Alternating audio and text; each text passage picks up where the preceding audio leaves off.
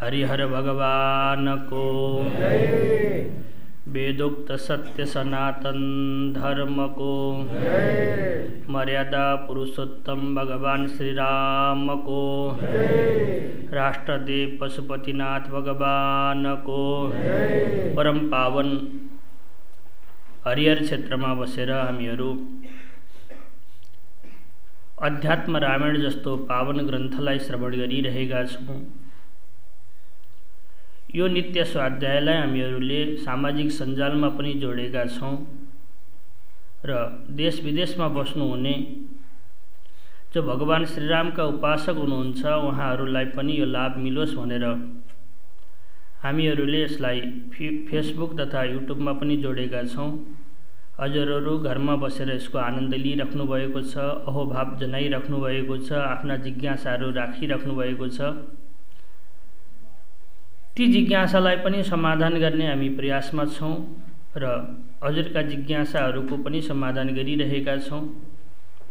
आउनुहोस् अब आफ्नो मनलाई भगवान श्रीरामको चिन्तन गर्नको लागि अध्यात्म रामायणलाई माध्यम बनाएर हामीहरू श्रवण गरिरहेका छौं। अध्यात्म रामायणमा किष्किन्धा काण्डमा प्रवेश गरिसकेका छौं। किष्किन्धा काण्डमा के गर्ने हो भन्दा भक्तिलाई खोज्ने उपायहरू बनाउने हो, योजनाहरू बनाउने हो। भगवती सीता जो भक्ति स्वरूपा हुनुहुन्छ उहाँ अरण्य काण्डमा अत्यधिक सजग हुँदा पनि हराउनु भयो। त्यही हैन, भगवान राम लक्ष्मण अत्यधिक सजग हुनुहुन्थ्यो। सीता हराउने सम्भावना धेरै छ, तसर्थ यिनको रक्षा र सुरक्षा तिम्रो र हाम्रो जिम्मामा छ भनेर बारम्बार सम्झाउनु भएको थियो अरण्यकाण्डमा। त्यति प्रयास गर्दा पनि सीताजी हराउनु भयो कि हराउनु भएन? हराउनु भयो। त्यस्तै प्रकारले हामीले पनि भक्तिको रक्षाको लागि धेरै प्रयास गर्दा पनि त्यो भक्ति हराउन सक्दछ कि? त्यो भक्ति हरायो भने खोज्ने कहाँ हो? किष्किन्धा काण्डमा आएर खोज्ने प्लान बनाउने, योजनाहरू बनाउने हो।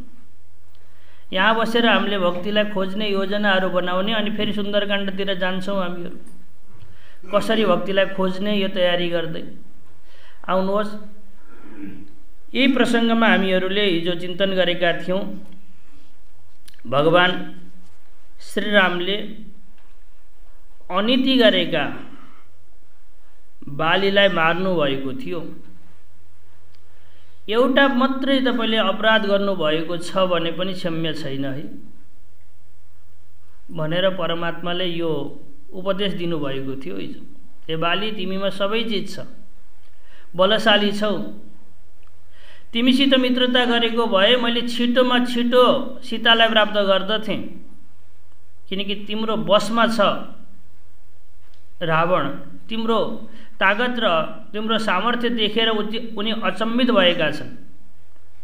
तसर्थ तिमीसित मैले मित्रता गरेको भए छिटो सीतालाई प्राप्त गर्ने थिएँ। यो जान्दा जान्दै पनि मैले तिमीसित मित्रता गरिन। यहाँ टीकाकारहरूले चिन्तन गरेका छन्, भगवानले सुग्रीवसित मित्रता किन गर्नुभयो, बालीसित किन गर्नु भएन भन्दा सुग्रीव र बाली दुवै भगवान श्रीरामको सेवाको लागि आएका हुन् के। हामी इनको जन्मको कथाहरू सुन्ने हो भने इनका बुवा आमाले राम भगवान आउनुहुन्छ तिनको सेवा गरे है भनेर लगाइदिनु भएको थियो। बालीले जो रावणसित गएर मित्रता गरेका थिए, कसले? बालीले। त्यही भएर तिमी मेरो सुरक्षाको लागि, मेरो रक्षाको लागि, मेरो सेवाको लागि बसेका बाली, तिमीले कोसित मित्रता गरेका छौ? रावणसित मित्रता गरेका छौ। त्यही भएको हुनाले तिमी बद्ध छौ भनेर भगवान श्रीरामले बालीलाई मार्नु भएको थियो। लुकेर मार्नु भएको थियो। युद्धभूमिमा आएर पनि त मार्न सक्नुहुन्थ्यो भगवानले, कि सक्नुहुन्थेन र? यदि बल थिएन र भगवानसित लुकेर मार्नुपर्ने थियो? त्यो होइन। बालीलाई आशीर्वाद मिलेको थियो, जो पनि तिम्रो नजिकमा आउँदछ त्यसको आधा बल तिमीले प्राप्त गर्दछौ भनेर। त्यो ऋषिहरूका ती जसले आशीर्वाद दिएका तिनको वचनको रक्षा गर्नको लागि भगवानले लुकेर मार्नुभयो र भन्नुभयो, म त्यस्ता तपस्वी सन्तहरूका महात्माहरूका वचनको रक्षाको लागि आफू अपमानमा परे पनि, मेरो अपमान भए पनि, मेरो अकीर्ति भए तापनि म सहन गर्न सक्दछु, तर तिनको वचनको रक्षा गर्नु मेरो जिम्मेदारी हो भनेर भगवानले यो उदात्त सन्देशलाई दिँदै लुकेर बालीलाई मार्नु भएको थियो। यसपछि तारालाई दिव्य उपदेश दिनुभयो। अब त्यो दिव्य उपदेशतिर अल्मिलिने भए त हामी फेरि अल्झिन्छौँ। हिजो पनि हामीले कसै प्रकारले ताराको उपदेशबाट आफूलाई निकालेका थियौँ। यति दिव्य उपदेश थियो तारालाई भगवानले दिएको। मैले त 2-3 दिन भयो त्यसैलाई चिन्तन गरेर बसेँ हो। अब आउनुहोस् हामी अगाडि बढौँ। यसरी तारालाई उपदेश दिएर भगवानले सम्झाएर पठाइदिइसकेपछि सुग्रीवलाई भन्नुहुन्छ, हे सुग्रीव, बालीको ससम्मान अन्त्येष्टि क्रिया गर। राजाको जसरी अन्त्येष्टि क्रिया गरिन्छ त्यस प्रकारले अन्त्येष्टि क्रिया गर भनेर सम्झाएर सुग्रीवलाई राजा बन्ने आदेश दिएर अङ्गदलाई युवराज बनाउने सल्लाह दिएर सुग्रीवलाई पठाइदिनु भएको थियो। अनि भगवानलाई लाग्यो अब चतुर्मासको समय आएको छ। के को समय आएको छ? चतुर्मासको बेलामा सबै काम धन्दा छोडेर परमात्माको ध्यान गर्नुपर्दछ, भजन गर्नुपर्दछ भनेर भगवानले आफै ठाम खोज्नु भएको छ। भगवानले 3 ठाउँमा बस्नु भएको छ आजसम्म। पहिला कहाँ बस्नुभयो? चित्रकूटमा। कसले देखाइदियो नि त्यहाँ ठाउँ? वाल्मीकिजीले आफै गएर आश्रम बनाएर आउनुभएको वाल्मीकिजीले होइन। त्यसपछि फेरि भगवानलाई लाग्यो कि यहाँ धेरै मान्छे आउन थाले, एकान्तमा बस्नु पर्यो भनेर अगस्त्य मुनिलाई आएर सोध्नु भएको थियो स्थान, भगवान म कहाँ बसौँ भनेर। अगस्त्यजीले पञ्चवटी देखाइदिनु भयो अनि पञ्चवटीमा आएर बस्नुभयो। अब भगवानलाई लाग्यो कि अब मैले साधना गर्ने हो, मैले नै ठाउँ खोज्नु पर्दछ, मेरो मन जहाँ प्रसन्न हुन्छ त्यहीँ बस्नु पर्दछ भनेर भगवानले प्रवर्षण नाम गरेको पर्वत रोज्नु भएको छ। त्यसको टुप्पामा गएर जहाँ थेप्चो जस्तो थियो, समतल जस्तो थियो, यो क्षेत्रलाई रोजेर भगवान श्रीरामले भगवान शङ्करको पूजा गरेर बस्नुभएको छ। मेरा आराध्य देव भगवान शङ्कर पहाडमा बस्नुहुन्छ, किनकि पहाड उहाँको ससुराली हो क्या। त्यही भएको हुनाले भगवान शङ्कर कहाँ बस्नुहुन्छ? सधैँ पहाडमा बस्नुहुन्छ। भगवान विष्णु सधैँ कहाँ बस्नुहुन्छ? समुद्रमा बस्नुहुन्छ। समुद्र उहाँको ससुराली हो क्या। समुद्रबाट उत्पन्न भएकी लक्ष्मी अनि पहाडबाट उत्पन्न भएकी पार्वती। त्यही भएको हुनाले ससुराली कहाँ गएर बस्नुहुन्छ भने म पनि यहीँ बसेर भगवानको साधना गर्दछु भनेर प्रवर्षण नामको पर्वतमा गएर भगवान शङ्करको साधना गरिराख्नु भएको थियो। यो साधना गरिराख्दा लक्ष्मणलाई गाह्रो भयो।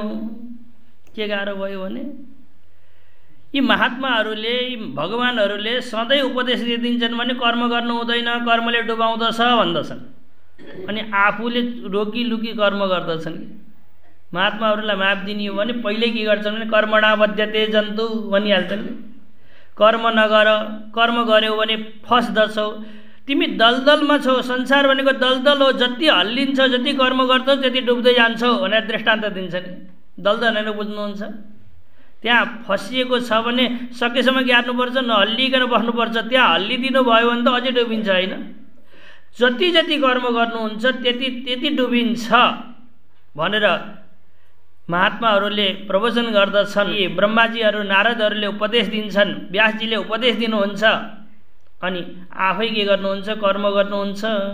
भगवान शङ्कराचार्यले उपदेशमा सबै ठाउँ लेख्नुभएको छ कर्म गर्नु हुँदैन, कर्म गर्नु हुँदैन, कर्म गर्नु हुँदैन भनेर।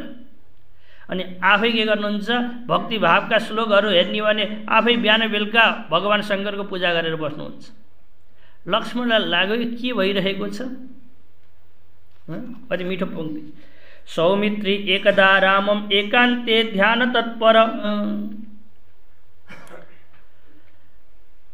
लक्ष्मणजीले देख्नुभयो भगवान राम, भगवान शङ्करको आराधना गरेर बस्नुभएको छ।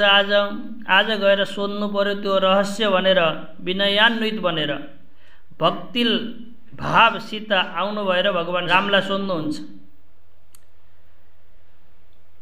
नारदोपि तथा व्यासो ब्रह्मा कमल सम्भव, कमलबाट उत्पन्न हुनुभएका ब्रह्माजी, नारदजी, वेदव्यासजी सबैले के भन्दछन्? एकतिर भन्दछन् कर्म गर्नु हुँदैन, अर्कोतिर भन्दछन् कर्म गरियो भने, भगवानको पूजा गरियो भने मुक्ति पाइन्छ भन्दछन्। ब्रह्म क्षेत्रादि वर्णानां आश्रमाणां च मोक्षदं स्त्रीशूद्राणां च राजेन्द्र सुलभम मुक्ति साधनम। उनीहरूले भन्दछन् कसैले पनि राम्रोसित सजिलैसित मुक्तिलाई पाउन चाहन्छ भने त्यसले भगवानको पूजा गर्नुपर्दछ, कर्म गर्नुपर्दछ। हे भगवान, यो गोपनीय रहस्य हो जस्तो लाग्यो मलाई। हजुरहरूको उपदेश अर्कै छ, गराइ अर्कै छ, त्यही भएर मलाई यो बताइदिनुहोस्। म हजुरको भक्त हुँ, हजुरको भाइ पनि हुँ के। तब भक्ताय मे भ्रात्रे ब्रूहि लोकोपकारकम, तपाईको भाइ पनि हो, म भक्त पनि हो, मलाई यो रहस्य बताइदिनुहोस् भनेर लक्ष्मणले भगवान रामसित प्रार्थना गर्दछन्। रामजी प्रसन्न हुनुभयो। हे लक्ष्मण, यो कर्मको रहस्य बुझ्न अत्यधिक गाह्रो छ कि। भगवान गीतामा पनि भन्नुहुन्छ नि, किम कर्म किम कर्मेति कवयोपि अत्र मोहिता। कवि भनेको विद्वानलाई भनिन्छ, क्रान्तदर्शीलाई भनिन्छ, चारैतिरबाट हेर्न सक्ने खुबी भएको व्यक्तिलाई कवि भनिन्छ। त्यस्ता कविहरू पनि, विद्वानहरू पनि कर्मको विषयमा आएर के भएका छन्? किम कर्म किम कर्मेति कवयोपि अत्र मोहिता। कविहरू पनि यो विषयमा मोहित भएका छन्। कसलाई कर्म भन्ने, कसलाई कर्म नभन्ने। तत्ते कर्म प्रवक्ष्यामि यज्ञात्वा अमृतम अश्नुते भनेर भगवानले अर्जुनलाई सम्झाउनु भएको छ नि। कर्मणो ह्यपि बोद्धव्यम बोद्धव्यम च विकर्मण अकर्मणश्च बोद्धव्यम गहना कर्मणो गति। कर्म गरेको जस्तो लाग्दछ त्यो कर्म कर्म हुँदैन, अकर्म हुन्छ। कर्मणि अकर्मय पश्येत, अगाडि पनि भन्दै हुनुहुँदो रहेछ। गरेका छौँ कर्म, तर त्यो कर्म के हुन्छ? अकर्म हुन्छ।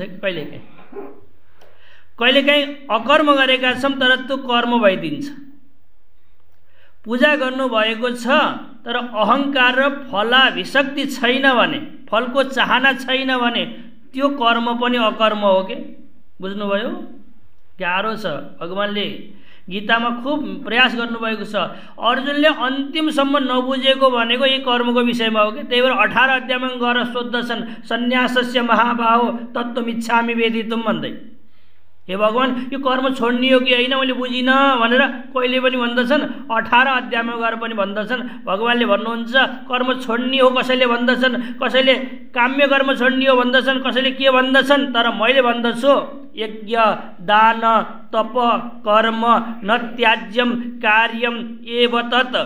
यज्ञो दानम तपश्चैव पावनानि मनीषिणाम। यो मेरो मत हो भनेर भगवानले 18 अध्यायमा गएर बताउनु भएको छ। हो, यो कर्मको रहस्य बुझ्न गाह्रो थियो।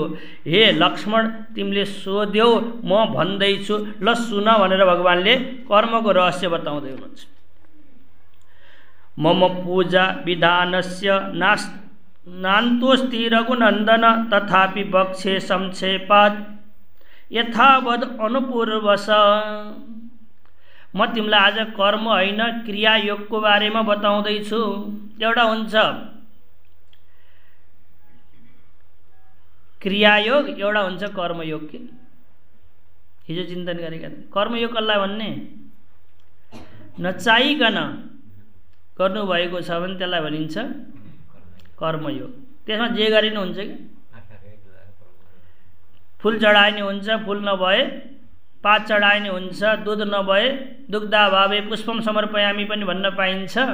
उल्टो पाल्टो गर्न नि पाइन्छ। पहिला धूप चढाएर दीप चढाउन नि पाइन्छ इत्यादि। उल्टो पाल्टो दुध चढाएर दही अथवा दही चढाएर दुध, जे गर्न नि पाइन्छ। तर यो क्रियायोग छ, क्रियायोगलाई विधिपूर्वक गर्नुपर्दछ। कर्मयोगमा पूजा जसरी गरे नि हुँदो रहेछ, तर क्रियायोगमा विधिपूर्वक गर्नुपर्दछ। तसर्थ म विधिपूर्वक बताउँदैछु, तिमीले पनि विधिपूर्वक सुन भगवानले भन्दै हुनुहुन्छ। मम पूजा विधानस्य नान्तोस्ति रघुनन्दन। पहिला के गर भने स्वगृहोक्त प्रकारेण द्विजत्वं प्राप्य मानव, तिमी मानव हौ भने द्विज बन। कसरी बन्ने त नि द्विज भन्दा स्वगृहोक्त प्रकारेण, सबैको लागि वेद छुट्टाइएको छ, सबैको लागि गृह सूत्र छुट्टाइएको छ। कसैको लागि गृहसूत्र यो हुन्छ, कसैको लागि गृहसूत्र यो हुन्छ, सबैलाई द्विज बन्ने अधिकार दिइएको छ।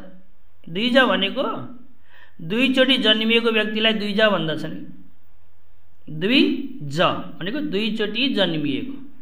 एकचोटि हामी आमाबाट जन्मिन्छौँ हैन, आमा बुवाबाट जन्मिन्छौँ। अर्कोचोटि हामी संस्कारबाट जन्मिन्छौँ। कसबाट जन्मिन्छौँ? संस्कारबाट जन्मिन्छौँ। संस्कार भयो भने हामी द्विज हुन्छौँ। त्यो संस्कार कसरी गर्ने त नि भन्दा सबैको लागि गृहसूत्र बनेका छन्। तिमी यस्ता छौ भने तिम्रो लागि यस्तो संस्कार हुनुपर्दछ, तिमी यस्ता छौ भने तिम्रो लागि यस्तो संस्कार हुनुपर्दछ भनेर अलग अलग प्रकारले द्विज बन्ने प्रक्रिया बताइएको छ।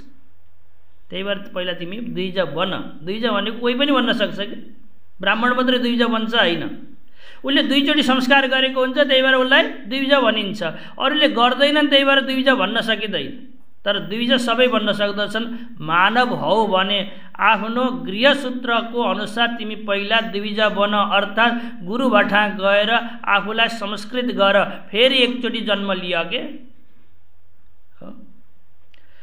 सकाशात् सद्गुरोर मन्त्रम लब्ध मद्भक्ति संयुक्त, अनि गुरुको नजिकमा जाऊ।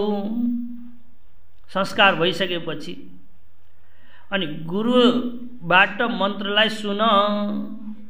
राम भगवान भन्नुहुन्छ, जसले मन्त्रको साधना गरेको छ, जसले मन्त्र प्रतिदिन जप्दछ, त्यस्ता व्यक्तिबाट मन्त्र सुन। अनि बल्ल त्यो मन्त्र तिमीले पनि साधना गर्यौ भने फल दिन्छ, नत्र दिँदैन। कस्ताबाट मन्त्र सुन्नु पर्दो रहेछ? जुन गुरुले त्यो मन्त्र साधना गरेको छ, सिद्ध गरेको छ, त्यस्तो गुरुबाट गएर मन्त्र सुनिएको छ भने त्यसले फल दिन्छ, नत्र दिँदैन। आजभोलि नेपालमा एउटा फेसन चलेको छ, छोरा नातिलाई मन्त्र कसबाट सुनाउने भन्दा कि त बासित सुनाउने कि त दाइसित सुनाउने हैन। एउटा गुरु नयाँ बनाइयो भने त फेरि दक्षिणा पाठ धेरै घाटा लाग्छ भन्ने यही हामीले भोगिरहेका छौँ। अस्तु, तर ध्यान दिनुहोस् है, दाइबाट सुनाउन चाहनुहुन्छ भने सुनाउनुहोस्, आमाबाट सुनाउन चाहनुहुन्छ भने सुनाउनुहोस्, बाबाट सुनाउन चाहनुहुन्छ भने सुनाउनुहोस्। तर उसले सधैँ साधना गरेको छ भने, उसले सधैँ निष्ठापूर्वक पूजन गरेको छ, साधना गरेको छ भने त्यसबाट सुनाउनुहोस्, नत्र भने नसुनाउनु होला। यहाँ भगवान भन्नुहुन्छ, सकाशात् सद्गुरोर मन्त्रम, मतलब सद्गुरुको पासमा जसले मन्त्रको साधना गरेको छ, त्यो व्यक्ति भएको ठाउँमा गएर मन्त्र लिनुभएको छ भने बल्ल त्यसले के गर्दछ? फल दिन्छ, नत्र दिँदैन। बाटामा हिँड्दा हिँड्दै गायत्री मन्त्र सुनियो, त्यो मन्त्र साधना गरेर फल मिल्दैन है। के गर्नुपर्दछ? गुरु उच्चारणपूर्वक अनुच्चारण हुनुपर्दछ। गुरुले उच्चारण गर्दछ, भन भन्दछ, त्यो शङ्ख घण्ट बजाएका हुन्छौँ अरूले नसुनुन् भनेर, अनि त्यो बेला भन भन्छ, अनि तपाईँले भन्नुहुन्छ। अनि त्यस्तै प्रकारले तीनचोटि भनाउँदछ, आचमन गराउँदछ, त्यो विधिपूर्वक तपाईँले मन्त्र लिनुभएको छ भने त्यो मन्त्र साधना गर्नुभयो भने फल मिल्दछ, नत्र मिल्दैन।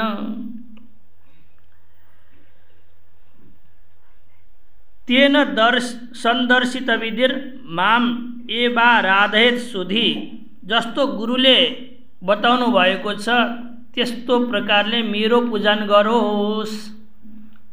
आफ्नो हृदयमा पनि पूजन गर्न सक्दछ, अनल भनेको अग्निमा पनि पूजन गर्न सक्दछ, अथवा प्रतिमा आदिमा पनि पूजन गर्न सक्दछ। भगवान शङ्करको यदि पूजन गर्न चाहनुहुन्छ भने, प्रतिमा आदिमा पूजन गर्न चाहनुहुन्छ भने लिङ्ग पुराणले विधिवत बताएको छ कहाँ कसरी गर्ने भनेर। राम भगवानले यहाँ संक्षेपमा भन्नुभएको छ, विष्णुले नीलकान्त मणिको शिवलिङ्ग बनाएर साधना गर्नुहुन्छ, इन्द्रले पद्मरागको शिवलिङ्ग बनाएर साधना गर्नुहुन्छ, कुबेरले सुवर्णको लिङ्ग बनाएर साधना गर्नुहुन्छ, विश्वेश्वरले चाँदीको लिङ्ग बनाएर शिवलिङ्ग बनाएर साधना गर्नुहुन्छ, वसुले चन्द्रकान्त मणिको शिवलिङ्ग बनाएर साधना गर्नुहुन्छ। वायुले पितलको शिवलिङ्ग बनाएर साधना गर्नुहुन्छ। अश्विनी कुमारले माटोको शिवलिङ्ग बनाएर साधना गर्नुहुन्छ। वरुणले स्फटिकको, आदित्यले तामाको, सोमराटले मोतीको, नागले प्रवालको, राक्षसले फलामको अनि पिशाचहरूले सिसाको, यस्ता यस्ता शिवलिङ्ग बनाइन्छन् है। अनि निऋतिले काठको, नीलले भस्मको, लक्ष्मीले बेलको दाना हुन्छ नि त्यसलाई नै शिवलिङ्ग मानेर भगवती लक्ष्मीले साधना गर्नुहुन्छ। नीलले भस्मको बनाएर साधना गरेका हुन्छन्। गुहले गोबरको बनाएर साधना गरेका हुन्छन्। मुनिले कुशको बनाएर साधना गरेका हुन्छन्। अनि वामदेवले पुष्पले को शिवलिङ्ग बनाएर साधना गरेका हुन्छन्। पुष्पलाई नै शिवलिङ्ग मानेर अभिषेक गरेका हुन्छन्, साधना गरेका हुन्छन्। मनोन्मली भगवती हुनुहुन्छ, उहाँले गन्धको बनाएर, सरस्वतीले रत्नको बनाएर, दुर्गाले वेदी सहित सुवर्णको, वेदी सहित सुवर्ण भने बुझ्नुहुन्छ, वेदी पनि सुवर्णको र शिवलिङ्ग पनि सुवर्णको। कुबेरले शिवलिङ्ग चाहिँ सुवर्णको बनाउँदथे, वेदी बनाउँदैनथे। तर दुर्गाले के गर्नुहुन्छ, वेदी सहित सुवर्णको शिवलिङ्ग बनाएर साधना गर्नुहुन्छ। उग्रले पीठोको शिवलिङ्ग बनाएर साधना गर्दछन्। मन्त्रहरूले घिउको, वेदहरूले दहीको शिवलिङ्गको साधना सबैले गर्दछन्। यस्ता यस्ता प्रकारका शिवलिङ्ग बनाएर साधना गर्न सकिन्छ है भनेर शास्त्रमा बताइएको छ। बहुनात्र किमुक्तेन चराचरमिदं जगत् शिवलिङ्गं समाभ्यर्च्य स्थितम अत्र न संशय। मैले धेरै के भनौँ र यसमा, यो चराचर जगत आफ्नो ठाउँमा प्रतिष्ठित छ भने, चाहे ती इन्द्र हुन् चाहे त्यो वरुण हुन्, कुनै पनि आफ्नो पदमा सुरक्षित छ भने त्यसले शिवलिङ्गको साधना गरेको छ। तसर्थ मैले पनि शिवलिङ्गको साधना गर्नुपर्दछ, तिमीले पनि शिवलिङ्गको साधना गर्नुपर्दछ भनेर भगवान रामले लक्ष्मणलाई उपदेश दिँदै हुनुहुन्छ। श्रीप्रदम रत्नजम लिङ्गम शैलजम सर्वसिद्धिजम धातुजम धनदम साक्षात् दारुजम भोगसिद्धिदम। कारका शिवलिङ्ग बनाउन पाइन्छ। एउटा रत्नज भनेको रत्नबाट उत्पन्न भएका, अर्को शैलज भनेको ढुङ्गाहरूबाट बनाइएका, अनि अर्को धातुज भनेको धातुहरूबाट, तामा सुवर्ण आदि धातुबाट बनाइएका। 3 प्रकारका शिवलिङ्ग बनाउन पाइन्छ। कति प्रकारका? एउटा रत्नहरूबाट, अर्को ढुङ्गाहरूबाट, अर्को धातुहरूबाट। यदि तपाईँलाई धन चाहिएको छ भने रत्नबाट बनेका शिवलिङ्गको साधना गर्नुहोस्। के चाहिएको छ भने धन चाहिँ श्रीप्रदम रत्नजम लिङ्गम शैलजम सर्वसिद्धिदम। यदि पहाडबाट बनेका ढुङ्गाहरूबाट, माटोबाट बनाएको शिवलिङ्गको साधना गर्नुभएको छ भने सबै सिद्धि प्राप्त गर्नुहुन्छ। सिद्धि चाहिएको छ भने शैलज भनेको ढुङ्गाहरूबाट बनेका शिवलिङ्गको साधना गर्नुहोस्। धातुजम धनजम साक्षात्, धातुबाट उत्पन्न भएको शिवलिङ्गको साधना गर्नुभएको छ भने धन प्राप्त गर्न सकिन्छ। दारुजम भोग सिद्धिदम, भोग पनि चाहिएको छ, मलाई सिद्धि पनि चाहिएको छ भनेर साधना गर्न चाहनु भएको छ भने काठको बनाएर साधना गर्नुहोला। यी 4 प्रकारका शिवलिङ्गको विशेष प्रकारले वर्णन गरिएको छ। मृण्मयम चैव विप्रेन्द्र सर्वसिद्धिकरम शुभम। संस्कृत श्लोक नि बाँचिराखेको छ कि हजुरहरूलाई शास्त्रीय ज्ञान होस् भन्नको लागि। मृण्मयम चैव विप्रेन्द्र सर्वसिद्धिकरम शुभम। मृण्मय भनेको माटोबाट बनाएको शिवलिङ्ग त अत्यधिक राम्रो हुन्छ भगवानले भन्दै हुनुहुन्छ। कतिवटा भयो? 4-5 5-6वटा भइसक्यो। पहिला के भयो? श्री रत्नज भनेको रत्नबाट बनेका, शैलज भनेका ढुङ्गाहरूबाट बनेका, धातुज भनेका धातुहरूबाट बनेका, दारुज भनेका काष्ठहरूबाट बनेका, अनि मृण्मय भनेको माटोबाट बनेको। 5 प्रकारका शिवलिङ्ग छन्। तर ती शिवलिङ्गहरूमा शैलजम चोत्तमम प्रोक्तम, सबैभन्दा श्रेष्ठ शिवलिङ्ग भनेको ढुङ्गाबाट बनेका हुन्। मध्यमम चैव धातुजम, धातुबाट बनेका रत्नबाट बनेका यी मध्यम कोटिका पर्दछ। अनि शिवलिङ्गको साधना गर्दाखेरि मूले ब्रह्मा, तल्लो भागमा शिवलिङ्ग हुन्छ नि, त्यसो तल्लो भागमा के गर्नुपर्दछ? ब्रह्माको ध्यान गर्नुपर्दछ, यी ब्रह्मा हुन् भनेर। मध्ये विष्णु, बीचमा भगवान विष्णुको साधना गर्नुपर्दछ। अनि माथिल्लो टुप्पो भाग रुद्रो परिमहादेव, माथिल्लो भागमा कसको साधना गर्नुपर्दछ? हो, शिवलिङ्ग स्थापना गर्ने बेलामा हाम्रो जो गुरु महाराज हुनुहुन्छ उहाँलाई इच्छा भयो शालिग्रामको नै शिवलिङ्ग बनाउन पाए हुन्थ्यो। अनि शालिग्रामका शिवलिङ्ग खोज्दै हिँडियो कि काठमाडौँमा हरिहर मन्दिर छ। हरिहर भनेको हरिको पनि मन्दिर हो, हरको पनि मन्दिर हो। शिवलिङ्ग आकारको शालिग्राम भयो भने हरिहर सिद्ध हुन्छ भन्ने गुरु महाराजलाई यस्तो लाग्यो, वर्तमान गुरु महाराजलाई। अनि लागेपछि उहाँले आफ्ना व्यक्तिहरूलाई पठाउनु भयो शिवलिङ्ग खोज्नको लागि। हो, केशव ब्रह्मचारीजीले अत्यधिक राम्रो एकदमै लामो सुन्दर शिवलिङ्ग भेट्टाउनु भयो। अनि ल्याइयो, ल्याएर काठमाडौँमा स्थापना गर्न गएका थियौँ। उहाँका विद्वानहरूले भने यो ब्रह्मा अनि विष्णु दुईटैलाई दबाउनु पर्दछ, शिवको भाग मात्रै देखाउने हो। के भने उनीहरूले? तल ब्रह्माको भाग हो, बीचमा विष्णुको भाग हो, यो जलेरीको तलै हुनुपर्दछ कि।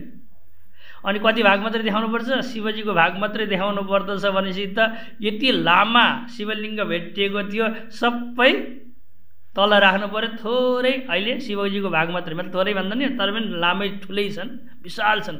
अब तिनको दुई भाग त तल जमिनमा गाडिदिएको छ, एक भाग मात्रै देख्नुहुन्छ हजुरहरूले जो दर्शन गर्नुहुन्छ। हाम्रो यहाँ गणेश बा हुनुहुन्न आज, भन्न खोजेको शिवलिङ्गमा तीनटा भाग हुन्छन् है। तलतिर ब्रह्मा, अनि बीचमा विष्णु, अनि माथिल्लो भागमा शिव। लिङ्ग वेदी महादेवी, जो वेदी बनाउनुहुन्छ नि, वेदी भगवती पार्वतीको स्वरूप हो, भगवतीको स्वरूप हो है। त्यही भएर शिवलिङ्ग कसैले पूजन गरेका छन् भने तिनले देवताको पनि पूजन गरे, देवीको पनि पूजन गरे। दुईटीको पूजन यदि गर्ने इच्छा छ भने शिवलिङ्गको पूजन गरे हुन्छ। लिङ्ग वेदी महादेवी त्रिगुणा त्रिमयाम्बिका तथा च तया च पूजयेत् यस्तु देवी देवश्च पूजितो, जसले शिवलिङ्गको पूजन गर्दछ त्यसले देवीको पनि पूजन गर्यो, देवताको पनि पूजन गर्यो। पृथक देवी देवतालाई स्थापना गर्नु पर्दैन।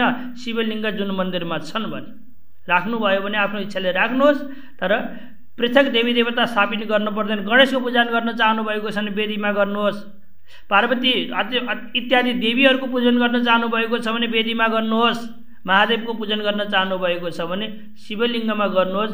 यस प्रकारले शास्त्रमा वर्णित छ। हे लक्ष्मण, मैले विधिपूर्वक तिमीलाई बताएँ। धेरैजनाले, धेरै व्यक्तिहरूले भगवान शङ्करको आराधना गरेका हुन्छन्, तसर्थ मैले पनि भगवान शङ्करको आराधना गरेको छु।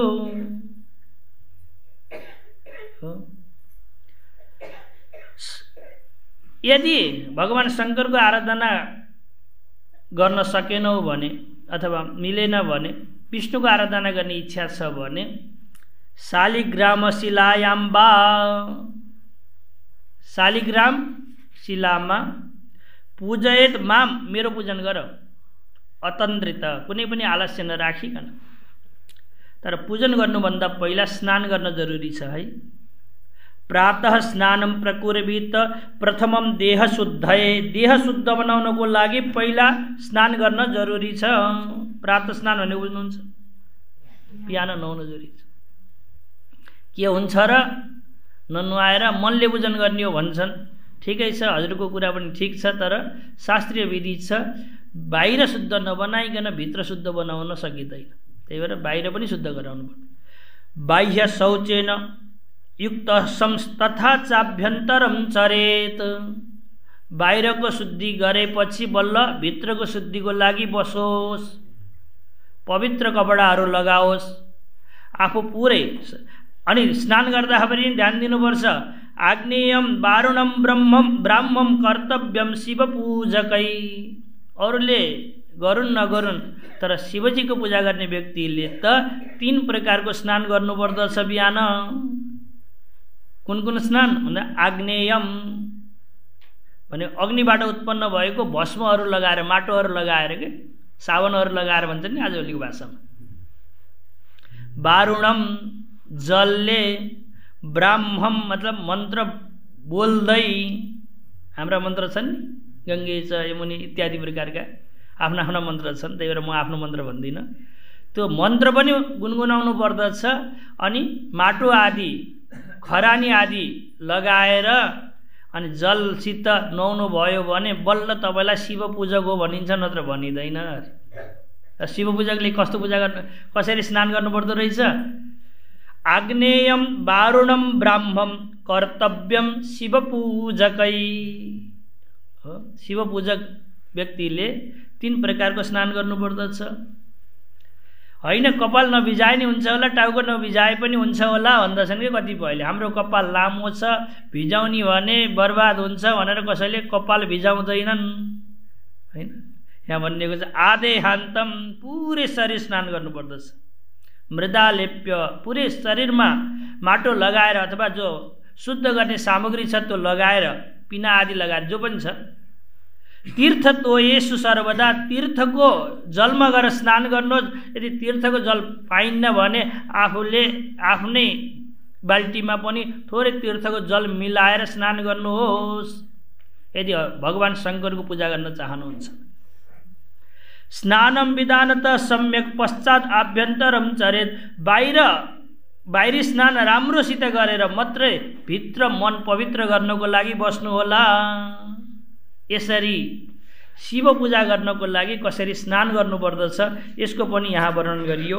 प्रातः स्नानम प्रकुर्वीत प्रथमम देह शुद्धये। श्लोक भेटिएन जस्तो छ सबैलाई, म भनिदिन्छु। 4th सर्गको 14 नम्बरको श्लोक हेर्नुहोस् त। प्रातः स्नानम प्रकुर्वीत प्रथमम देह सिद्धये मृल्लेपन विधानत, त्यही आएको छन्। वेद तन्त्रोदितैर मन्त्रेण मृल्लेपन विधानत, माटोलाई लगाउँदै सन्ध्यादि कर्म यद नित्यम तत्कुर्याद विधिना बुध। कसैले पनि शिव पूजन गर्न चाहेको छ भने, अनुष्ठान गर्न चाहेको छ भने पहिला बिहान नित्य कर्म गर्नुपर्दछ। यो नित्य कर्म र विशेष कर्मलाई हामीले छुट्याउन सक्नुपर्छ। नित्य कर्म भनेको बिहानै उठेर जो गुरुले प्रतिदिन गर भनेर दिएको छ नि त्यसलाई भन्दछन् नित्य कर्म। जो गर्दा पुण्य पाइँदैन आमा बुवा हो, तर नगर्दा पाप लाग्छ क्या। नित्य कर्म भनेको के होला भन्नुहोस्? गर्दा केही पाइँदैन। त्यही भएर नित्य कर्म गर्ने बेलामा श्रुति स्मृति पुराणोक्त फल प्राप्त्यर्थम नभन्नु होला। बिहान गर्नुहुन्छ नि नित्य पूजन, त्यसमा हामीले के भन्छौँ भने श्रुति स्मृति पुराणमा भनेका सबै फल मलाई मिलोस् भनेर गर्नुभयो भने त्यो नित्य कर्म हुँदैन, त्यो त काम्य कर्म हुन्छ। काम्य कर्म नित्य कर्म नगरिकन गर्न पाइँदैन। अब तपाईँले सन्ध्यालाई नै काम्य कर्म गर्नुभयो भने, बनाउनु भयो भने, त्यसमा फल माग्नु भयो भने त्यो नित्य रहेन, किनकि फलको चाहना राख्नु भएको छ। अनि नित्य कर्म गर्नुभन्दा पूर्व तपाईँले कुनै कर्म गर्नुभएको छैन भने त्यो कर्म नित्य पनि हुँदैन, काम्य पनि हुँदैन, त्यसले फल पनि दिँदैन। इतो भ्रष्ट तत्व भ्रष्ट हुन्छ कि। बिहान गरिने जो प्रतिदिन गर्ने कर्मको बदलामा कि माग्नु भयो भने त्यो कर्म नित्य पनि भएन। किन माग्नु भयो? त्यही भएको हुनाले। अनि काम्य हुन्थ्यो, तर काम्य कर्मभन्दा पूर्वमा के कर्म भएका भए? नित्य कर्म भएका भए। त्यो पहिलो तपाईँको कर्म हो, त्यही भएको हुनाले काम्य पनि भएन। ल हेर्नुहोस्, दुवैतिरबाट चुकिन्छ। त्यही भएर प्रतिदिन गरिने जो कर्म छ त्यसमा कुनै पनि माग नराख्नुहोस्। सन्ध्यादि कर्म या नित्यम मतलब प्रतिदिन गरिने। तत्कुर्यात् विधिना बुध। होइन, आज त शिवजीको पूजा गर्नु छ, ब्राह्मण देवहरूलाई बोलाएको छु, सन्ध्यावन्दन छोटो गरे पनि हुन्छ, नित्य पाठ गर्ने छोटो गरे पनि हुन्छ। होइन, रामजीले भन्नुभएको छ विधान त जति गर्ने गरेका छौ त्यो सबै सकेर बल्ल विशेष प्रकारको अनुष्ठानमा बस। हेर्नुहोस्, यसरी खोलेर कसले बताउँछ? जसरी राम भगवान्ले यहाँ बताउँदै हुनुहुन्छ। हिजो अस्ति हामीले ज्ञानका कुरा ठुला ठुला गऱ्यौँ कि आज पूजाको कुरा गर्दैछौँ। अब सङ्कल्पम आदौ कुर्वित सिद्ध्यर्थम कर्मणाम सुधि स्वगुरुम। सङ्कल्प पनि गर्नुहोस् है, विशेष प्रकारको पूजन गर्नु। थाहा त पाइयोस् नि किन गर्दै हुनुहुन्छ तपाईँले। अनि जसले पूजन गराउँदैछन् तिनलाई राम जस्तो मानेर पूजा गर्नुहोस्। यदि तपाईँले शिलामा पूजा गर्नुभएको छ भने स्नान गराउनु होला है।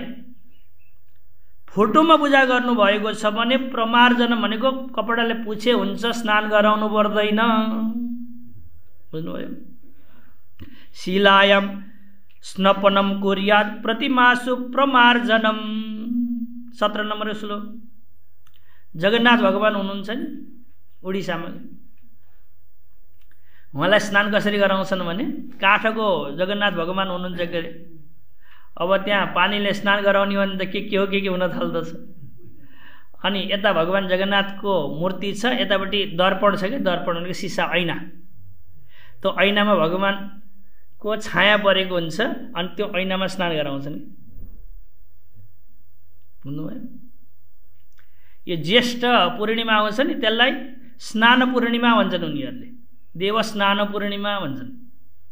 त्यो दिन भगवानलाई मन्दिरबाट लगेर एउटा स्वर्ण कुण्ड छ, त्यसको नजिकै स्नान गृह छ, त्यसमा लगेर राखेर 108 कलशमा जल भरेर स्नान गराउँदछन् वर्षमा एक दिन। अनि स्नान गराएपछि भगवानलाई ज्वरो आउँछ। के आउँछ? ज्वरो आउँछ। ज्वरो आएपछि 15 दिन विश्राम स्थलमा भगवानलाई आराम गर्न भनेर राख्दछन्। त्यो बेलामा औषधिहरूको भोग लगाइन्छ, काढा बनाएर प्रतिदिन पिलाइन्छ, भोग लगाइन्छ। औषधिहरू ज्वरो आउँदा जे जे औषधि बन्छन् नि त्यस्ता प्रकारको भोग लगाइन्छ। मिष्टान्नहरू खुवाइँदैन। कुन दिन? 15 दिनसम्म। अनि 15 दिनभन्दा मतलब 15 दिनसम्म त्यसरी राखिन्छ। अनि त्यसपछि विशेष प्रकारको श्रृङ्गार गरेर भगवानलाई लिएर हिँडिन्छ। त्यसैलाई हामीले रथयात्रा भन्दछौँ। जगन्नाथको रथयात्रा भनेको बुझ्नुभयो? भगवानले कहिले नुहाउनु हुँदो रहेछ? सधैँ छायामा स्नान गराइन्छ। छाया भनेको सिसामा, होइन, ऐनामा स्नान गराइन्छ। एक दिन भगवानलाई स्नान गराएको त्यही बेला ठ्याक्कै ज्वरो आउँछ। 15 दिनसम्म आराम र दबाई गरिन्छ। अनि त्यसपछि भगवानलाई लिएर अब ठिक हुनुभयो भनेर लिएर हिँडिन्छ। हिँड्दाखेरिको जो स्थिति हो त्यसलाई हामीले रथयात्रा भन्दछौँ। यदि शिलामा पूजन गर्नुभएको छ भने प्रतिदिन स्नान गराउनु होला। फोटोमा गर्नुभएको छ भने सधैँ स्नान गराउनु पर्ने, फोटो रहँदैन। के गर्नुहोस्? प्रमार्जनम भनेको कपडाले पुछ्नु होला। कुनै पनि माया नगरिकन, कुनै पनि लोभ नगरिकन भगवानको पूजा गर्नु होला। अग्निमा भगवान रामको पूजा गर्न चाहनु भएको छ भने राम्रो खाले चरु बनाएर हवन गर्नु होला है। कहाँ पूजन गर्नुभएको छ भने अग्निमा। यदि सूर्यमा राम भगवानको पूजन गर्न चाहनु भएको छ भने राम्रो वेदी बनाउनु होला, वेदीलाई सजाउनु होला है। यदि प्रतिमामा भगवान रामको पूजा गर्न चाहनु भएको छ भने खूब श्रृङ्गार गर्नु होला। भगवान राम भन्नुहुन्छ, हेर्नुहोस् है। प्रतिमादिषु अलङ्कार प्रियो मे रघुनन्दन। फुलहरू लगाएर, माला बनाएर, नाना प्रकारका कपडाहरू लगाइदिएर, नाना प्रकारका आभूषणहरू लगाइदिएर, मुकुट आदि लगाइदिएर भगवान रामको जसले श्रृङ्गार गर्दछ भने मलाई अत्यधिक प्यारो लाग्दछ। अलङ्कार प्रियो विष्णु, जलधार प्रियो शिव। भगवान शङ्करको श्रृङ्गार गर्नु पर्दैन क्या, जल चढाइदिए प्रसन्न हुनुहुन्छ।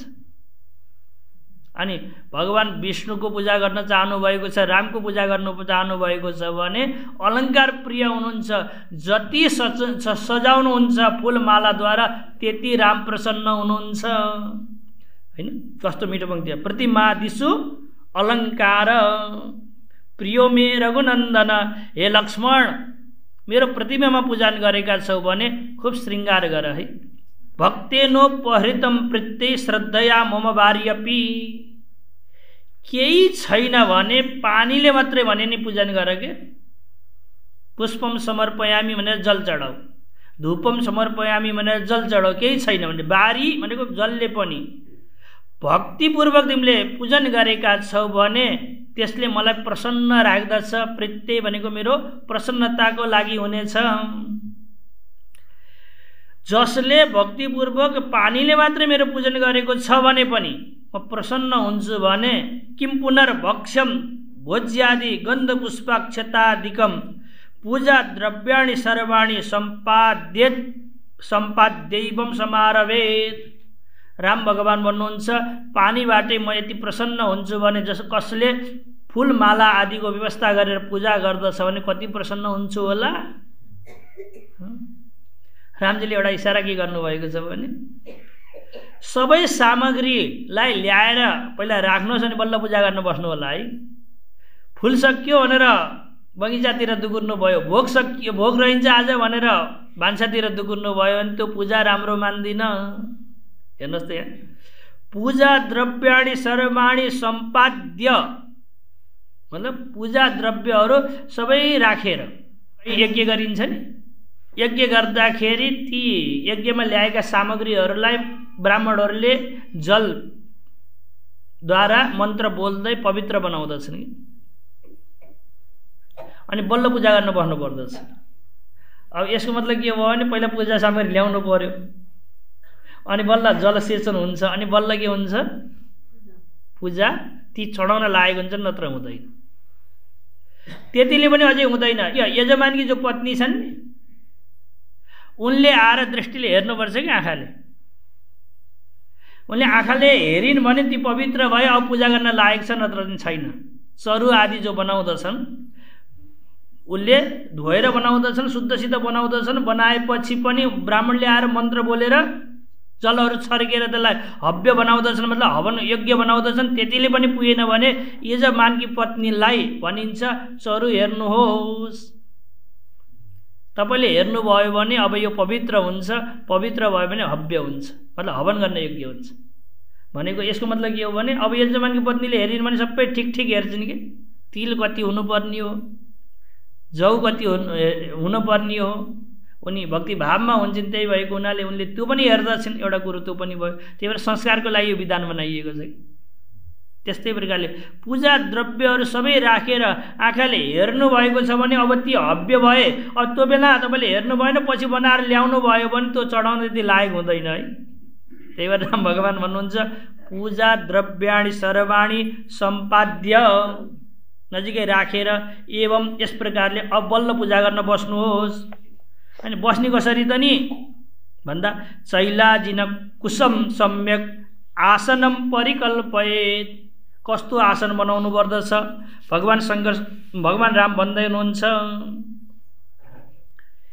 शुचौ देशे प्रतिष्ठाप्य स्थिरम आसनम आत्मन। गीतामा नि आउँछ नि, पवित्र ठाउँमा आसनलाई राख्नुहोस्, स्थिर हुनुपर्छ, हल्लिने खाले हुनु हुँदैन है। आजभोलि कुर्सीहरू आउँछन् नि हल्लिने खाले, त्यसमा हल्लिएर पूजा गर्नुभएको छ भने शरीर हल्लियो भने मन पनि हल्लिन्छ। त्यही भएर स्थिर हुनुपर्दछ। अनि त्यो आसनहरूको चोरेको ल्याएर पूजा गर्न बस्नु भएको छ भने पूजा त तपाईँले गर्नुभयो, फल कसले लयो? आत्मन भनेको आफ्नो आसन हुनुपर्दछ। स्थिरम आसनम आत्मन नाति उच्छ्रितम नाति नीचम। धेरै माथि पनि नबनाउनु होला है। म त ठुलो पूजक हुँ, ठुलो चौको बनाएर बस्छु भनेर ठुलो चौकोमा बसेर पूजा गर्नुभएको छ भने भगवान श्रीकृष्णले गीतामा निषेध गर्नुभएको छ है। अर्जुन यसो नगर है। होइन, म त एकदमै भक्त हुँ, ठुलो भक्त हुँ, खाल्टो खनेर भित्र बस्दछु भनेर खाल्टो मुनि पनि नबस्नु होला है। नाति उच्छ्रितम भनेको धेरै माथि पनि नभन्नुहोस्, नाति नीचम भनेको धेरै तल पनि नलाई, चैलाजिन कुशोत्तरम यहाँ पनि आएको छ, चैलाजिन कुशै सम्यक आसनम परिकल्पयत, पहिला कुश बिछाउनुहोस्, कुशको आसन बिछाउनुहोस्, त्यसपछि अजिन भनेको मृगचर्म बिछाउनुहोस्, अनि त्यसपछि कपडा बिछाउनुहोस्। यो विधि नियम पनि छ कि चैलाजिन कुशोत्तर भनेको नियमपूर्वक, उल्टो गर्न पाइन्न नि, किनकि यो त क्रियायोग हो। क्रियायोग भनेको जस्तो बताइएको छ त्यस्तै गर्नेलाई क्रियायोग हो। कर्मयोग गर्नुभएको छ जे गरे नि पाइन्छ, जहाँ बसे नि पाइन्छ, तर क्रियायोग गर्नुभएको छ भने चैला जिन कुशोत्तर, पहिला के बिछाउने कुशासन, त्यसपछि मृगचर्म, अनि त्यसपछि कपडा, चैला भनेको कपडा। सम्यक आसनम परिकल्पयेत तत्रैकाग्र्यं मनः कृत्वा यत चित्तेन्द्रिय क्रिया, परमात्मामा नै मन लगाएर बस्नुहोस् नि। यस्तो आसन त बिछाउनु भएको छ, अरू चिज याद गर्नु भएको छ भने त्यो बेलामा यस्तो भनिएको छ, त्यो बेलामा जसको याद आउँछ त्यसको ऋणी छम भन्ने जान्नुहोस् के। भगवानको पूजन गर्नको लागि सुच्च मतलब पवित्र स्थान बनाएर तपाईँ बस्नु भएको छ, त्यो बेला जसको याद आउँछ त्यसको ऋणी हुनुहुन्छ।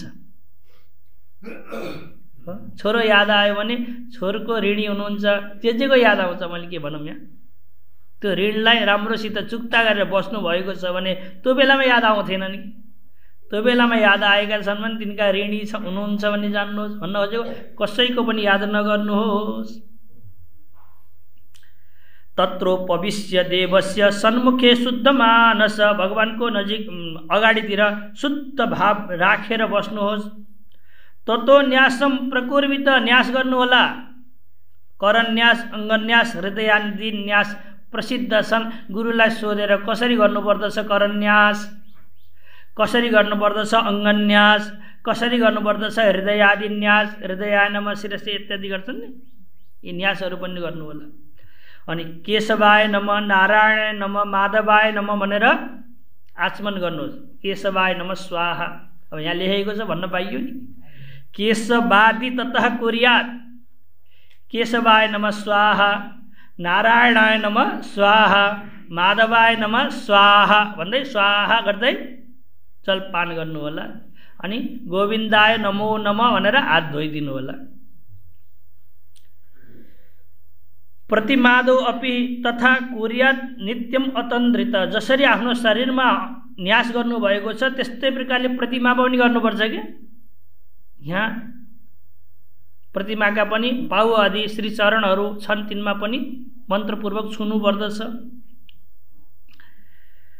कलशम स्वपुरे वामे छिपेत पुष्पादि दक्षिणे, राम भगवान त यति प्रसन्न हुनुभएको छ, हे लक्ष्मण कलश छ नि कलश, त्यसलाई वाम भागमा राख है,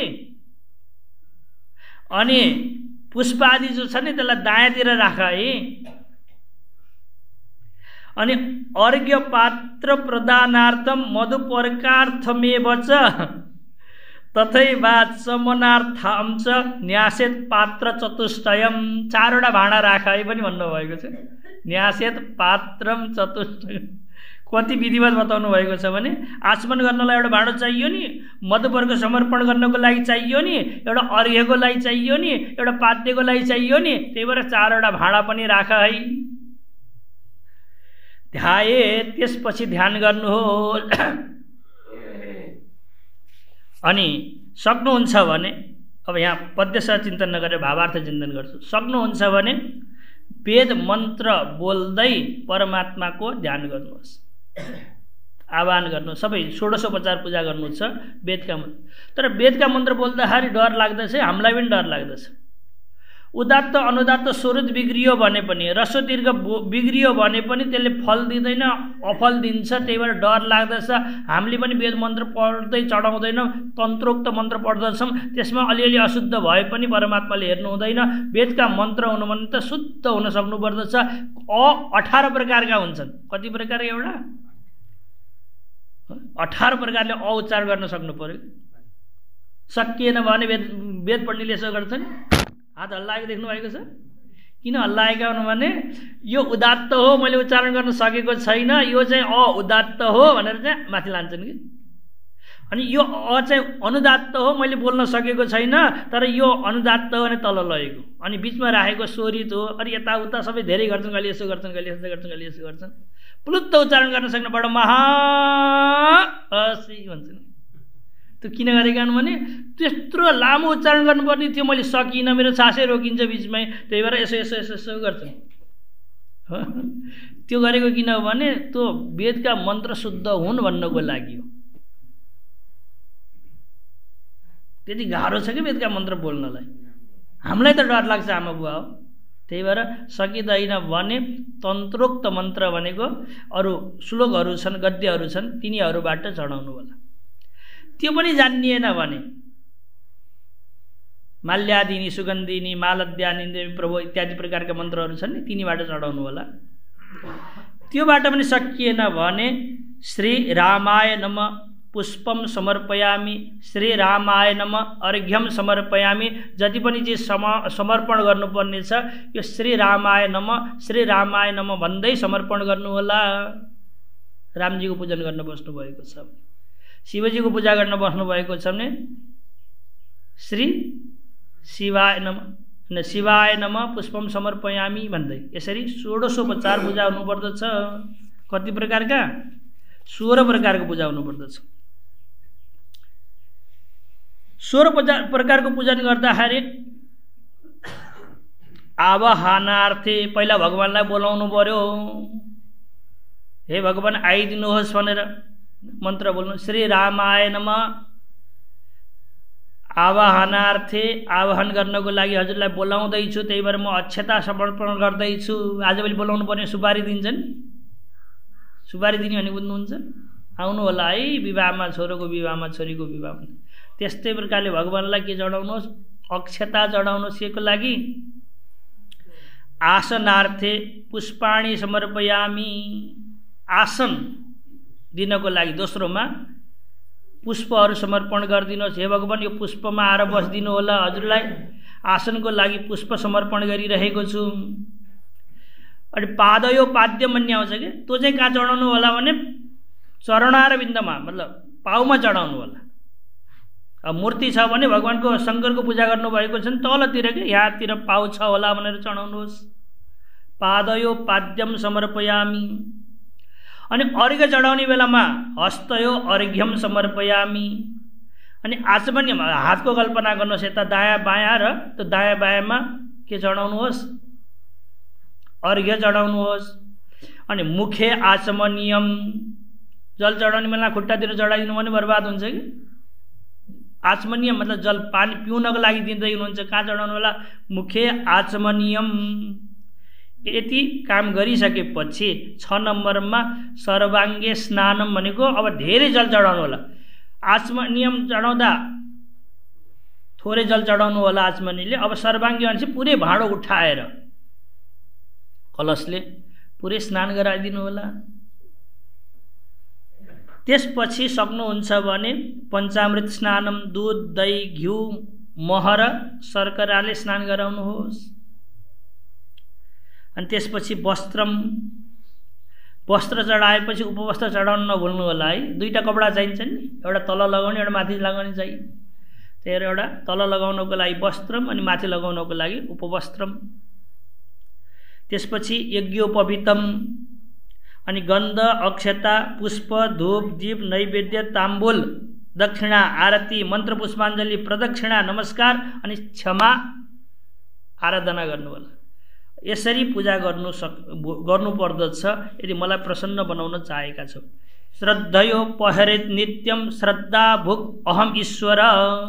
कुनै पनि चिज चढाउँदाखेरि श्रद्धापूर्वक चढाउनु होला। राम भगवान भन्नुहुन्छ भावका भूखा हुँ मैं। भगवान भन्नुहुन्छ कि के को भोगो छु म? यो भोजन धन सम्पत्तिको भोगो छैन म। भावका भूखा हुँ मैं, भाव ही एक सार है, भाव से मुझको भजो तो भव से बेड़ा पार है। सन्तहरू भन्दछ भावपूर्वक परमात्माको भजन गर्नुभएको छ, पूजन गर्नुभएको छ भने यो संसारमा बारम्बार जन्मिनु मर्नु पर्दैन, च्याटु हुँदैन। के हुँदैन? च्या भनेको हुनुहुन्छ जन्मिँदाखेरि च्या गर्दछ, लिटो पदवाच्यम भुङ्ते, के खान्छ? लिटो खान्छ होइन। अनि मर्दाखेरि के हुन्छ? टु हुन्छ। अनि पिण्ड पदवाच्यम भुङ्ते, अनि के खान्छ? पिण्ड। तर त्यस्तो गर्नु पर्दैन जसले श्रद्धापूर्वक भगवानको पूजन गरेको छ भने। न देवः विद्यते काष्ठे न पाषाणे न मृण्मये भावे हि विद्यते देव तस्मात् भावो हि कारणम। गरुड पुराण भन्दछ कि देवता त्यो ढुङ्गामा, त्यो काठमा, त्यो प्रतिमा आदिमा बस्नु हुँदैन, तपाईँको भावमा बस्नुहुन्छ, तपाईँको श्रद्धामा बस्नुहुन्छ। त्यही भएर भावपूर्वक भजन गर्नुभएको छ भने परमात्माको भजन हुन्छ, पूजन हुन्छ, नत्र भने हुँदैन। त्यही भएर यहाँ भगवानले भन्नुभएको छ श्रद्धा भुक अहम ईश्वर, म कसैको भोको छैन, म श्रद्धाको भोको छु। यसरी पूजन गरिसकेपछि होमम कुर्यात प्रयत्नेन, होम गराउनु होला। होम गराउने बेलामा पुरुष सूक्तले सहस्रशी रेखा पुरुष भन्ने मन्त्र छन्, तिनीबाट हवन गराउनु होला। अब पार्षदेव्य बलिम दत्त, अनि त्यसपछि पार्षद छन् मेरा, तिनीहरूलाई पनि केही खानको लागि दिनु होला। मलाई त दिनुभयो, मेरा पार्षदहरूलाई दिनु भएन भने? राजा आए, राजालाई त दियो, राजासित आएका अङ्गरक्षकहरूलाई दिनु भएन भने त राम्रो हुँदैन। त्यही भएर मेरा पार्षदहरूलाई पनि खाना दिनु होला। पार्षदलाई दिएपछि यज्ञमा बोलाइएका जति पनि व्यक्तिहरू छन् तिनीहरूलाई राम्रो राम्रो भोजन गराउनु होला। प्रीति समन्वित राम्रो हृदयले दिनु होला। मदर्थे नृत्य गीतानी, त्यसपछि मेरो निमित्तले नृत्य गर्नुहोस्, गान गर्नुहोस्, स्तुति पाठाधिकारे स्तुति पाठ गराउनुहोस्, कीर्तन गराउनुहोस्। अनि त्यसपछि प्रणमेत दण्डवत भूमौ, साष्टाङ्ग दण्डवत गर्नुहोस् भगवानलाई। हृदय माम निधाएछ, तर नमन गर्ने बेलामा हृदयमा मलाई धारण गर्नु होला, मेरो ध्यान गर्दै नमन गर्नु होला। अनि त्यसपछि प्रसाद लिनु होला। प्रसादम भावनामयम, भावनामय भनेको जे भए पनि हुन्छ, चरणोदक भए पनि हुन्छ, सामान्य भए पनि हुन्छ, त्यो प्रसादलाई हातमा लिनुहोस्। पाणिभ्याम भनेको दुईटै हात लगाउनु होला प्रसाद लिने बेला। मत पदे मूर्धनि गृहीत्वा भक्ति संयुत, मेरो चिन्तन गर्दै प्रसाद लिनु होला, अनि त्यसलाई यसरी शिरमा लगाउनु होला। यहाँको पङ्क्तिको अर्थ गर्दैछु है। मूर्धनि गृहीत्वा भक्ति संयुत, अनि के भन्नुहोस् भने रक्षमाम घोर संसारात, यस्तो भन्नु होला प्रसाद खाने बेला। किन भन्नु होला? अरू गफ नगर्न, मिठो छ न मिठो नछ नभन्नुहोस्, के भन्नुहोस्? रक्षमाम घोर संसारात, यो संसारबाट हे भगवान तपाईँले मुक्त गरिदिनुहोस्, किनकि प्रसादे सर्व दुःखानां हानिरस्य उपजायते। प्रसाद खाइएको भने छ भने सम्पूर्ण दुःखलाई हानि गर्ने सामर्थ्य छ प्रसादमा। त्यही भएर परमात्माको शरणामृत लिँदाखेरि प्रसाद दिने बेलामा के भन्नुहोस्? रक्षमाम घोर संसारात। यस प्रकारले पूजन गरेर प्रसाद खाइसकेपछि अनि विसर्जन गर्नुहोस्। प्रत्येक ज्योतिषी संस्मरण, मेरो चिन्तन गर्दै विसरण गर्नुहोस्। इहा मूत्र च संसिद्धि प्राप्नोति मद अनुग्रहात्, यसरी तिमीले पूजा गरेका छौ भने तिमीले संसिद्धिलाई प्राप्त गर्दछौ लक्ष्मण। मद्भक्तो यति मामेव पूजां चैव दिने दिने करोति मम सारूप्यं प्राप्नोत्येव न संशय। कुनै व्यक्तिले प्रतिदिन मेरो यसरी पूजन गर्दछ भने मेरो रूपलाई नै प्राप्त गर्दछ। मद्भक्तो यदि मामेव, मेरो भक्त छ र मलाई नै पूजां चैव दिने दिने प्रतिदिन पूजन गर्दछ भने करोति मम सारूप्यम प्राप्नोत्येव न संशय, त्यसले मेरो सारूप्य रूपलाई प्राप्त गर्दछ भनेर राम भगवानले लक्ष्मणलाई विधिपूर्वक पूजनको विधि बताउनु भएको छ। अब मलाई त 1 घण्टामा बताउनु पर्ने थियो, कति बताएँ कति बताइन। अनि अगाडि राम भगवान भन्नुहुन्छ यो गोपनीय रहस्य सबैलाई नभन है। इदम रहस्यम परमम च पावनम मयैव साक्षात् कथितम सनातनम, मैले नै तिमीलाई भनेको छु मेरो पूजा गर्न मैले नै सिकाएको छु। पठति अजस्रम यदि वा शृणोति य, कसैले यो पाठ पढ्दछ भने, यो किष्किन्धा काण्डको 4औं सर्ग कसैले पाठ गर्दछ भने, शृणोति सुन्दछ भने पनि त्यसले सम्पूर्ण पूजाको फल प्राप्त गर्दछ भनेर फलस्तुति पनि गरेर भगवान रामले लक्ष्मणलाई कसरी पूजन गर्नुपर्दछ भन्ने रहस्य बताउनु भयो। किन भगवानको पूजा गरिन्छ भन्ने रहस्य बताउनु भयो।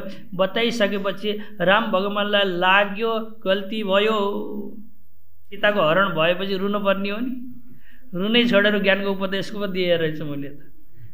पुनः प्राकृतवद रामो मायम आलभ्य दुःखित हासितेति वदन्नेव निद्राम लेवे कथञ्चन।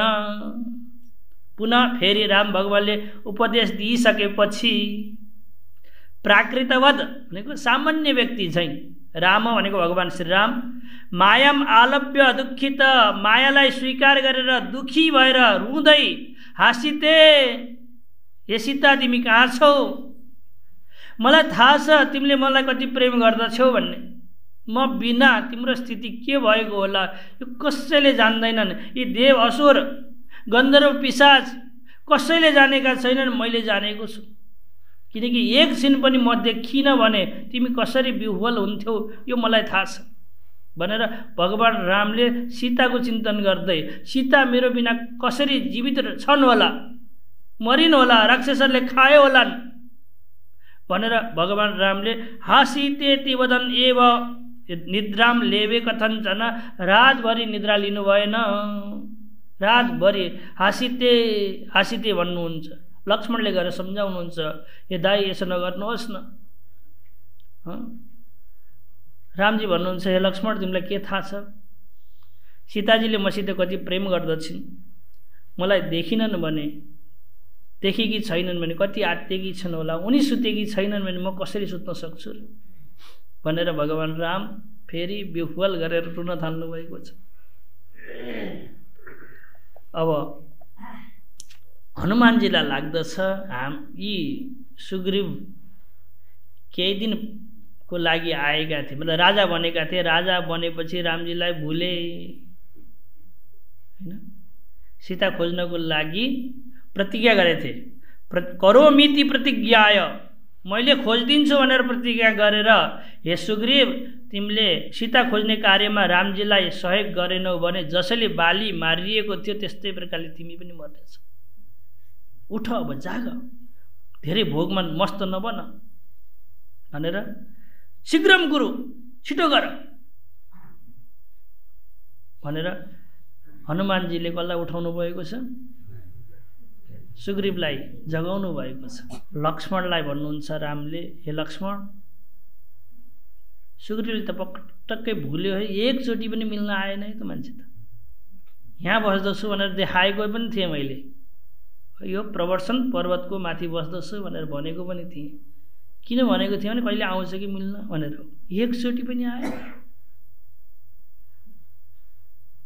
भनेर रामजी यसरी दुखी भएको देखेपछि लक्ष्मणले धनुष बोकेर गएका छन्। यसरी विवत्स भनेर रामले बालीलाई मार्नु भएको थियो, हे सुग्रीव अब मेरो बाणबाट तिमीलाई कसैले बचाउन सक्दैन भनेर लक्ष्मणजीले बाण लिएर जानुभएको छ। सबै व्यक्ति त्रसित छन्, दुखी छन्। अनि गएर लक्ष्मणलाई गएर ताराले सम्झाउँछिन्। अनि सुग्रीवलाई लिएर लक्ष्मणले आउँदछन् अनि भन्दछन्, हे भगवान मेरो गल्ती होइन, अनि एकचोटि भेट्न आइनस्, मेरो गल्ती होइन भन्दैछस् कि भनेकोस् भन्दा हजुरको मायाको गल्ती हो कि, कसको गल्ती हो, हजुरकी मायाको गल्ती हो। किनकि जसले पद प्रतिष्ठा पाउँदछ त्यसले आफूलाई अभिमानी नबनाइकन बस्न सक्दैन। यौवनम धनसम्पत्ति प्रभुत्वम अविवेकता एकैकम अपि अनर्थाय किमु यत्र चतुष्टयम। यौवनम, यौवन छ भने हैन, धनसम्पत्ति, धन छ, सम्पत्ति छ भने, प्रभुत्व भनेको कुनै पदको पदासीन छ भने, मतलब केही छ भने, पदीय छ भने, अज्ञानता छ भने, यी चारवटा चिजमा एउटा चिज मात्रै छ भने पनि त्यो व्यक्ति अभिमान गर्दछ र डुब्दछ भने, जसमा चारवटै चिज छन् ममा, अनि म अभिमानमा नडुबु, यो सम्भव छ र? एकैकमपि अनर्थाय, एउटा चिज मात्रै छ भने पनि त्यो अनर्थको लागि हुन्छ भने ममा यौवन पनि छ, राज्य दिनुभएको छ, राजा बनेको छु, अनि हजुरको माया त सधैँ छ, यी चारवटा चिज छन् भने म विषयमा आसक्त नहुनु, परमात्मालाई भुलौँ, यो हजुरको नै मायाले गर्दा हो। हे भगवान, हजुरकी मायालाई दोष दिनुहोस्, मलाई नदिनुहोस् भनेर सुग्रीव आएका छन्। अनि रामजीसित मिलेर अब खोज्नको लागि तयारी गरिन्छ। भोलि हामी अगाडिको चिन्तन गर्नेछौँ। ओम पूर्णमदः पूर्णमिदं पूर्णात् पूर्णमुदच्यते पूर्णस्य पूर्णमादाय पूर्णमेवावशिष्यते। ओम